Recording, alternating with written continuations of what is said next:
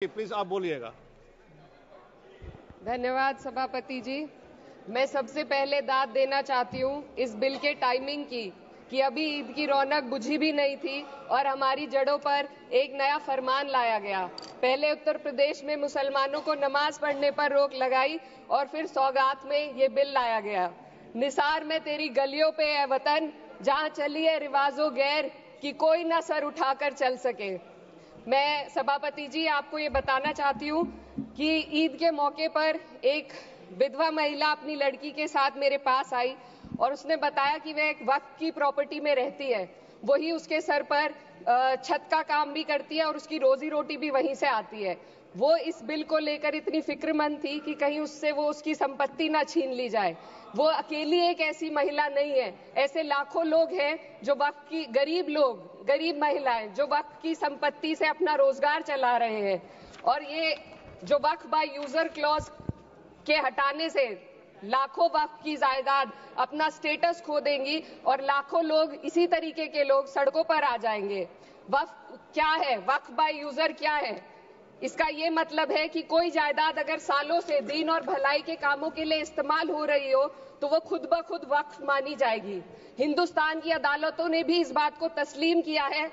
Waqf by user सिर्फ वक्फ board को ही मिली कोई खास सौगात नहीं है, ये बल्कि सभी अन्य धार्मिक ट्रस्टों को परंपरा और यूज के आधार पर बिना किसी डॉक्यूमेंटेशन के धार्मिक चरित्र को डिक्लेयर करने का राइट मिला हुआ है। भारत के संविधान के आर्टिकल 13 क्लॉज 3 में कस्टम और यूसेज को कानूनी वैधानिकता प्रदान करता है। इसी आर्टिकल से वक्फ बाय यूजर भी निकला गया है। इस बिल के कानून बनने पर वक्फ बोर्ड तो इस प्रोविजन से हाथ धो बैठेगा, लेकिन अन्य धार्मिक ट्रस्टों को यह सुविधा जारी रहेगी। इससे भारतीय संविधान के आर्टिकल 14 और 15 का सीधा उल्लंघन है, जो धर्म और जाति के आधार पर भेदभाव और कानून के सामने सभी की बराबरी पर जोर देता है। मैं इसके साथ ये भी कहना चाहती हूँ कि सत्ता के लोग जो एक दूसरे की पीठ थपथपा रहे हैं कि वक्फ बाय यूजर का जो अमेंडमेंट इन्होंने दिया उसको एक्सेप्ट कर लिया गया है, लेकिन इनकी शरारत यह है कि उसके साथ ही एक ऐसा प्रोवाइजो इसमें शामिल किया गया जिसके आधार पर यह कहा गया है कि अगर कोई भी वक्फ की संपत्ति विवादित हो तो वो अपना वक्फ स्टेटस खो देगी। तो जो अमेंडमेंट इन्होंने दिया है, जिसको एक्सेप्ट कर लिया गया है, उसका कोई मतलब नहीं है। ये इनकी नीयत है जो साफ जाहिर हो रही है। सोने पर सुहागा एक काम और किया है। सरकार ने वक्फ की कानून के सेक्शन 107 को हटाकर लिमिटेशन एक्ट में 12 साल तक ही किसी के खिलाफ अदालत में जाने का प्रोविजन है। सेक्शन 107 में बोर्ड को लिमिटेशन एक्ट से राहत मिली हुई थी। वक्फ बोर्ड कभी भी अवैध कब्जाधारियों के खिलाफ अदालत जा सकता था। अगर ये सेक्शन ना हो तो अवैध कब्जा करने वाले लोग कानूनी प्रक्रिया का फायदा उठाकर वक्फ की प्रॉपर्टी को हड़प सकते हैं। अन्य धार्मिक ट्रस्टों पर भी ये लिमिटेशन एक्ट लागू नहीं होती, तो फिर वक्फ बोर्ड के साथ ये सौतेला रवैया क्यों किया जा रहा है? धर्म को देखकर दोहरी नीति क्यों अपनाई जा रही है? सेक्शन 107 और वक्फ बाय यूजर को अगर एक साथ पढ़ा जाए तो इससे लाखों वक्फ की प्रॉपर्टी पर कब्जा किया जाएगा। इसलिए ये बिल मुसलमान की भलाई का नहीं बल्कि उनके वजूद और विरासत को मिटाने का बिल है। हिंदुस्तान में बहुत सारे धार्मिक ट्रस्ट हैं जिसमें उस खास मजहब के लोग शामिल होते हैं और उसका इंतजाम करते हैं। और ये बात समझ में आने वाली भी है, क्योंकि जो व्यक्ति अपने मजहब के रीति रिवाज को जितना अच्छे से समझ सकता है, किसी अन्य मजहब का व्यक्ति नहीं समझ सकता।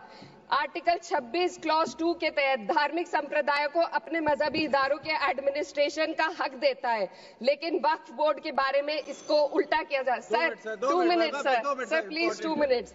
सरकार इसे एक सेक्युलर बॉडी मान रही है और इसमें गैर मुस्लिमों को शामिल करने की बात कह रही है। आपके मुंह से सेक्युलरिज्म की बात सुनकर अच्छा लगा, लेकिन अगले ही पल ये भ्रम टूट जाता है, क्योंकि आपको सिर्फ दान देने के लिए प्रैक्टिसिंग मुस्लिम का आपने क्लॉज डाला है, लेकिन बोर्ड में बैठने के लिए मुस्लिम होने की कोई आपकी क्लॉज नहीं है। तो इससे आपकी जो दोहरी नीति है वो साफ जाहिर होती है। ये वही सरकार है जिसने राम जन्मभूमि ट्रस्ट में ये लिख दिया कि जिलाधिकारी भी अगर होगा तो हिंदू होना चाहिए। कोई मुझे बताए कि वहां पर सेक्युलरिज्म का रस क्यों नहीं घोला गया। सर, आखिर में मैं अपनी बात को खत्म करने से पहले महिलाओं का मुद्दा बार बार उठाया जा रहा है। सरकार का कहना है कि बोर्ड में मुस्लिम महिलाओं को रिप्रेजेंटेशन देंगे। इस कानून से पहले भी मुस्लिम महिलाएं बोर्ड में मेंबर रह चुकी हैं और मिनिमम 2 का प्रोविजन था, उससे ज्यादा भी हो सकती थी। सर, मैं ये कहना चाहती हूँ कि सरकार ने महिलाओं के लिए ऐसा कौन सा नया काम किया जिसका ढिंडोरा सरकार का हर सदस्य पीट रहा है।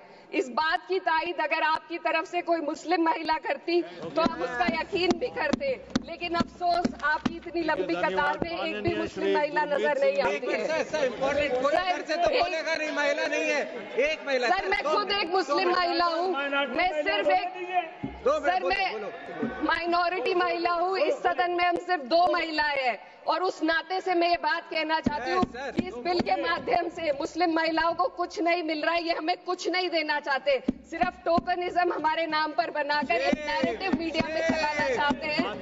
तो ये बिल मुसलमान की भलाई का नहीं, उनकी पहचान को मिटाने का है। सर, अंत में मैं बस यही कहना चाहती हूँ कि कागजों की कैद में बस नाम रह जाएंगे, वो जो हमारे थे सिर्फ दावे में रह जाएंगे। इस बिल के द्वारा मीठी ईद के जायके को कड़वा करना, यही असली सौगाते मोदी था। बहुत बहुत